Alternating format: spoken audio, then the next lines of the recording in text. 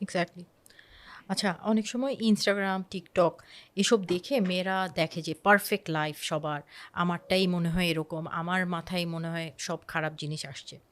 So এই যে comparison, যে ইনস্টাগ্রাম বা টিকটক দেখে মেয়েরা যে নিজের লাইফের সাথে আরেকজনকে কম্পেয়ার করে, এটা কি ঠিক?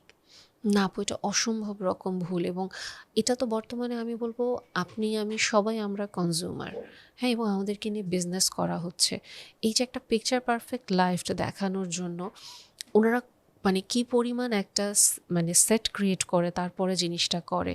হুম, ইনফ্যাক্ট আমি তো এই জায়গাগুলোতে অসম্ভব রকমভাবে মেয়েদেরকে ডিসকারেজ করি যে প্লিজ আপনারা সোশ্যাল মিডিয়ার লাইফটাকে বাস্তবভাবে নিবেন না। হুম। কারণ আমার পেশাগত কারণে আমি আসলে জানি বর্তমানে মানুষ কি পরিমাণ মুখোশ পরে থাকে, এবং এটা আমার অসম্ভব খারাপ লাগে যখন আসলে আমি দেখছি যে আমি জানি যে এই মানুষটা মুখোশ পরা, কিন্তু সে হয়তো মানে সবাইকে এরকম একটা ভাইব দিচ্ছে, রং মেসেজে দিচ্ছে যে পিকচার পারফেক্ট লাইফ দরকার, বাট তার নিজের লাইফটা এরকম না, না। না আসলেই না। হুম, এটা মানুষ যেটা দেখায় ওটা আসলেই না। আমরা হুম, হুম, অনেক কিছুই বিশ্বাস করি, অনেক কিছুই মানে মানে কি বলবো, আমরা বোকার মতো বিশ্বাস করে ফেলি যে দেখলাম হাসব্যান্ড ওয়াইফ হাত ধরে ছবি তুলতেছে, আমার হাসব্যান্ড সেদিন ইন্টারেস্ট নেই, আমার হাতও ধরতে চায় না। বাস মুড অফ, মেজাজ হুম, খারাপ, হুম, তুমি তো আমাকে ভালোবাসো না। এই যে দেখো উনি কত সুন্দর বউকে নিয়ে বিদেশে যায়, ঘুরতে যায়।